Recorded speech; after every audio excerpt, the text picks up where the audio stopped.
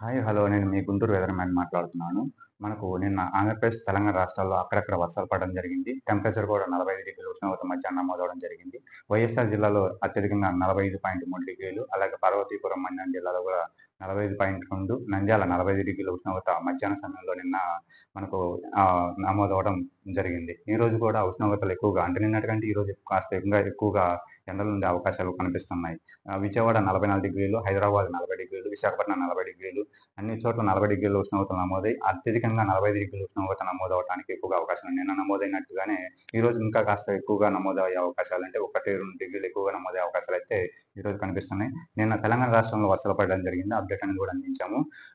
తెలంగాణతో పాటు ఆంధ్రప్రదేశ్ రాష్ట్రంలో కూడా వర్షాలు పడడం జరిగింది. ఒకసారి చూసినట్టయితే పల్నాడు చాగల్‌లో 34 మిల్లీమీటర్లు, కర్నూలు ఎమిగనూరులో 25 మిల్లీమీటర్లు, శ్రీకాకుళం పరిసర ప్రాంతాల్లో 7 మిల్లీమీటర్లు, అలాగే తెలంగాణ తీసుకున్నట్టయితే సిద్దిపేటలో 26 మిల్లీమీటర్లు, నిజామాబాద్ 13 మిల్లీమీటర్లు, కామారెడ్డి 11 మిల్లీమీటర్లు, నిర్మల్ 7 మిల్లీమీటర్ల ఉష్ణోగ్రత నమోదవ్వడం జరిగింది.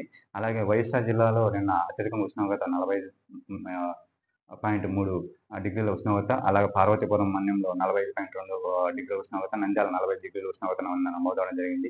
ఈరోజు కూడా ఇంకాస్త ఉష్ణోగ్రత అంటే ఎండ ఎక్కువగా, ఉక్కపోత ఎక్కువగా ఉండే అవకాశాలైతే కనిపిస్తున్నాయి.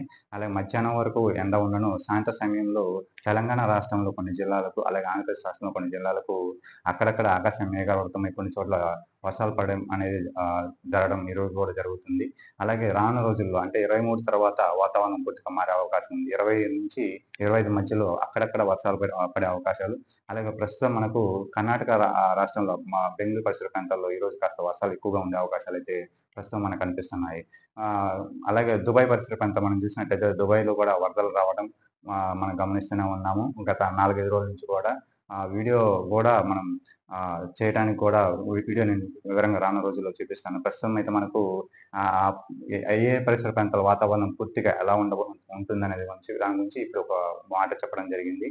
అలాగే మనకు గాలులు వీచే అవకాశాలైతే ప్రస్తుతం మనకు ఎక్కడ ఈరోజు విశాఖపట్నం జిల్లా, అనకాపల్లి జిల్లా, అలాగే కాకినాడ పరిసర ప్రాంతాల్లో గంటకు 40 కిలోమీటర్ల వేగంతో గాలులు వీచే అవకాశాలు కనిపిస్తున్నాయి. విశాఖపట్నంలో కాస్త ఈరోజు మధ్యాహ్నం, సాయంత్రం సమయంలో గాలులు వీచే అవకాశాలున్నాయి. కానీ మిగిలిన ప్రదేశాల్లో తక్కువ ఉంటుందండి. కాకినాడ గాని, అలాగే గుంటూరు గాని, కృష్ణా జిల్లాలో గాని గాలులు వీచే అవకాశాలున్నాయి. అంటే ఈ మధ్యాహ్నం వరకు ఎండ ఉన్నను సాయంత్రం సమయంలో గాలులు వీచే అవకాశాలైతే కనిపిస్తున్నాయి. మిగిలిన ప్రదేశాలు ఎక్కడ గాలులు వీచే అవకాశాలైతే లేవు. కానీ సాయంత్రం సమయంలో మబ్బులుండే అవకాశాలైతే హైదరాబాద్ పరిసర ప్రాంతాలు గాని, మహబూబ్‌నగర్ పరిసర ప్రాంతాలు గాని, నిర్మల్, నిజామాబాద్ పరిసర ప్రాంతాలు, మరోవైపు ఆంధ్రప్రదేశ్ రాష్ట్రం నుంచి అనంతపురం పరిసర ప్రాంతాలు, ఎమిగనూరు పరిసర ప్రాంతాల్లో మబ్బులు చేసే అవకాశాలైతే కనిపిస్తున్నాయి. అలాగే బళ్ళారి పరిసర ప్రాంతాలు నిన్న రాత్రి సమయంలో వర్షాలు పడడం జరిగింది.